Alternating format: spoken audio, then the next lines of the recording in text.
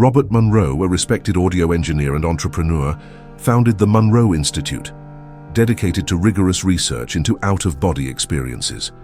His background was technical and scientific, not mystical or religious. In 1971, Monroe published In Far Journeys, a discovery that left him deeply disturbed for 2 whole weeks. During a carefully documented astral projection, he encountered a non-physical entity that explained to him with clinical coldness the true functional nature of the planet. The Earth, the entity said, is a biological garden deliberately cultivated and maintained over eons of time. The goal is to produce a specific emotional energy they called loosh. Monroe had never encountered this word before in any literature. Loosh is the energy released by conscious, emotional beings during experiences of extreme intensity, trauma, suffering, existential fear, and violent death. Earth's creators, described as energy farmers, intentionally outfitted predators with sharp fangs and superior claws. The goal was to prolong the agonizing combat between predator and prey for as long as possible, maximizing the loosh produced. The more physical suffering and terror the prey experienced before death, the more pure life force was violently expelled, and consequently, the more nutritious the harvested energy became. This was not philosophy or allegory for Monroe. It was a direct experiential report of what he personally observed in states of expanded consciousness outside the physical body. The revelation shook him because the logical implications were terrifying. Humanity does not occupy the top of the cosmic food chain, as is commonly assumed. We are cattle, unconscious farm animals. A massive emotional energy harvesting operation has been operating on a full planetary scale for millennia, without the victims ever suspecting their condition. The convergence between the concept of loosh, developed independently by Monroe, and the millennia-old Gnostic descriptions of archons systematically feeding on human energy is impossible to ignore or dismiss. Monroe worked entirely independently, without knowledge of obscure Gnostic texts. He arrived at his conclusions through direct experience and what he understood as a scientific method. The fact that he reached results functionally identical to those of the Gnostics, despite being separated by 2,000 years and radically different methodologies, suggests that both perceived the same objective phenomenon. Loosh is not exclusively negative energy. All emotions generate loosh, including genuine love and joy. However, Monroe observed something deeply unsettling.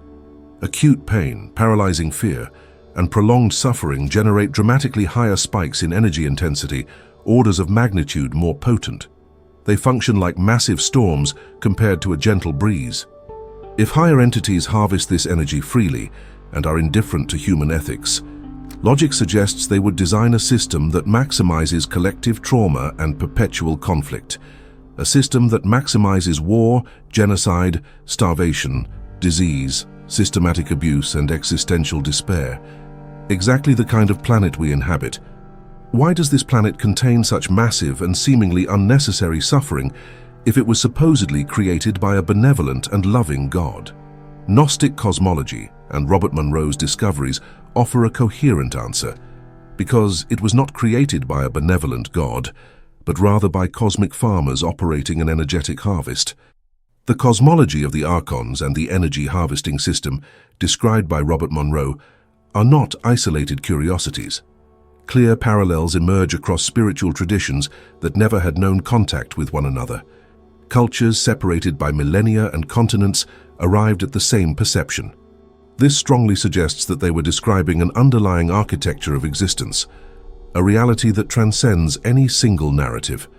The Book of Enoch, a Jewish apocalyptic text written roughly 3 centuries before our era, speaks of the Watchers, fallen angels who descended mated with humans and fathered the Nephilim. They taught forbidden arts such as weapon forging, sorcery, and astrology, all to corrupt humanity and incite widespread violence. Led by Azazel and Semjaza, these Watchers fulfill the same destructive and intrusive role as the Archons of Yaldabaoth. In the Zohar of medieval Kabbalah, we encounter the Qliphoth, literally meaning husks or realms of impurity. These are the inverted, shadowed counterpart of the Kabbalistic tree of life. Parasitic entities inhabit these spheres, draining divine light and trapping souls within the densest levels of material existence. This concentric structure of imprisonment mirrors the archontic heavens that the soul must traverse in order to attain liberation. Persian Zoroastrianism, preserved in the Avesta, establishes a cosmic dualism between Ahura Mazda, the principle of pure light and truth, and Angra Mainyu or Ahriman, the primordial spirit of deception and entropic chaos. Ahriman commands the Devas, malevolent spirits that systematically deceive humanity. They actively promote vice, violence, and moral corruption, functioning in precisely the same way as the Archons. In the Hindu tradition, as expressed in the Vedas and Upanishads, we find the Asuras, powerful yet egotistical and deceitful cosmic beings who oppose the Devas, the benevolent gods. Maya, the principle of cosmic illusion, keeps souls trapped in samsara, the compulsory cycle of reincarnation. This imposed amnesia is identical to what the Gnostics described as the Archon's primary instrument of control. There is a passage in the Vedas that strikingly echoes the concept of the Lush harvest. The entire universe is sustained fundamentally by sacrifice, and there is no living being that does not perform sacrifice continually. Conscious life exists to fuel greater cosmic processes through the energy released by suffering. This concept, articulated more than 3,000 years ago, is indistinguishable from Monroe's harvesting system described in the 20th century. In Tibetan Buddhism, Vajrayana teachings describe the pretas, or hungry spirits, and tormented asuras that generate suffering.